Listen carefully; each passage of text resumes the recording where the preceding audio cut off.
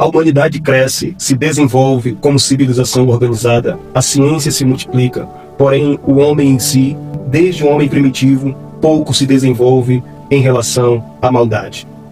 O Salmo 14 tem como tema a geração dos nécios e o Deus que vigia. A civilização avança, mas a alma não. As crueldades praticadas hoje são muito semelhantes às do passado. A malignidade de geração em geração, ela é proporcional. Você vai ouvir as pessoas dizendo que a maldade, que o homem está mais mal, mas a maldade, isso faz parte da doutrina do pecado, da mateologia. O pecado sempre é pecado.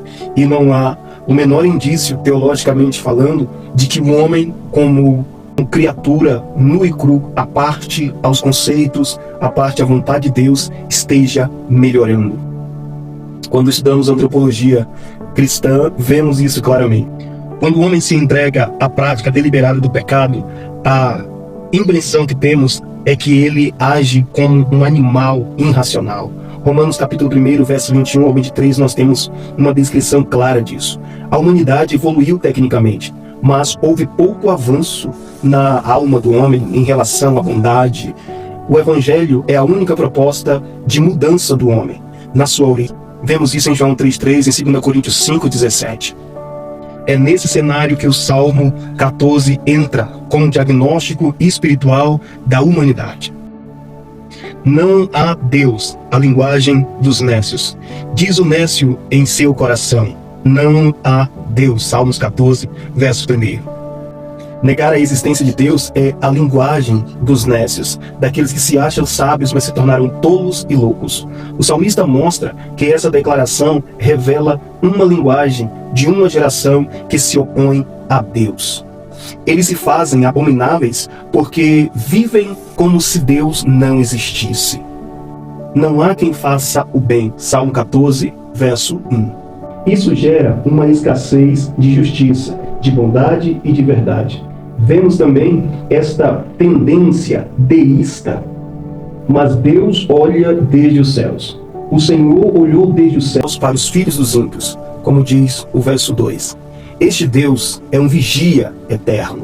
Ele observa comportamentos, inclinações e tendências do coração humano.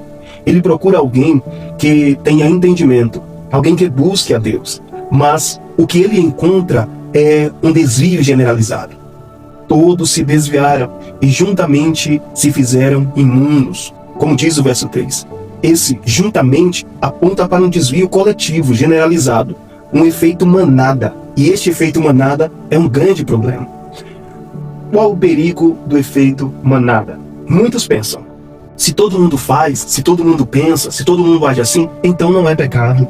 Mas o pecado do famoso, do influencer, da socialite, do governante, do líder, também é pecado. O pecado do anônimo é pecado. Igualmente, Romanos 3, 32. O juízo não será democrático. O juízo será teocrático, segundo as leis de um Deus justo, juiz de toda a terra. Como diz Romanos 2, versos 5 e 6. O Senhor julga. Então, um conselho, não vá no efeito manada. O verso 6 diz que eles se tornaram imundos. Que dolorido. A palavra imundo carrega a ideia de algo estragado, como leite azedado. Esse é o odor espiritual de toda uma geração, que caminha unida para a perdição. É vulgar, mas é viral.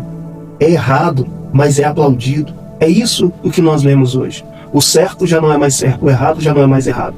Não se iluda. O julgamento de Deus não será decidido pela maioria. O julgamento de Deus será decidido pelos seus santos preceitos, princípios e valores.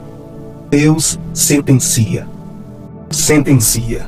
Pois em meio a tudo isso tem os obreiros da iniquidade. O verso 4 diz, não terão conhecimento obreiros da iniquidade que comem o meu povo como se comessem pão. Que contraste, né? Esse Salmo 14 cai logo hoje. Comem e devoram o povo como se devorassem pão. Existe organização na prática do pecado. São obreiros que trabalham conscientemente promovendo a mentira, promovendo a exploração, promovendo a maldade, chucateiam o povo, destrói a população, governantes que roubam aquilo que é do povo, comem o povo, comem a dignidade, comem a saúde, comem a esperança, como os cães lá de Apocalipse. Isso se manifesta em maus líderes, maus pastores, os sistemas religiosos exploratórios. Ezequiel 34, do 2 ao 4, nós temos uma noção do que é isso. O ateísmo religioso. Existe também o chamado ateísmo religioso. É possível estar na igreja e viver como se Deus não existisse. Professa a fé, mas vive de forma autônoma. Não convida Deus para o casamento, para as relações, para os negócios. Não devemos viver assim. Para o dia a dia. Isso é ateísmo religioso prático. Tito 1,16. Mas há um dia, dia de uma redenção. Verso 7. Ó, se de Sião viesse a salvação a Israel. O salmo termina com esperança. Deus intervém. Deus redime. Deus é presente em meio às investidas dos ímpios, em meio ao alarde dos ímpios. Convide Deus para a sua história, para o ordinário de sua vida, para o dia após dia. Ele é Deus presente. Ele se manifesta, mesmo em meio às especulações caluniadoras dos ímpios, mesmo em meio aos convites para desanimar da fé, o Senhor é presente. Pai justo, em nome de Jesus Cristo, nós oramos ao Senhor agora. Pedimos que o Senhor combata a tendência ateísta nessa modernidade. Pedimos para que o Senhor nos livre de todas as filosofias e vãs sutilezas que surgem para roubar a fé, roubar a paz dos irmãos e da igreja.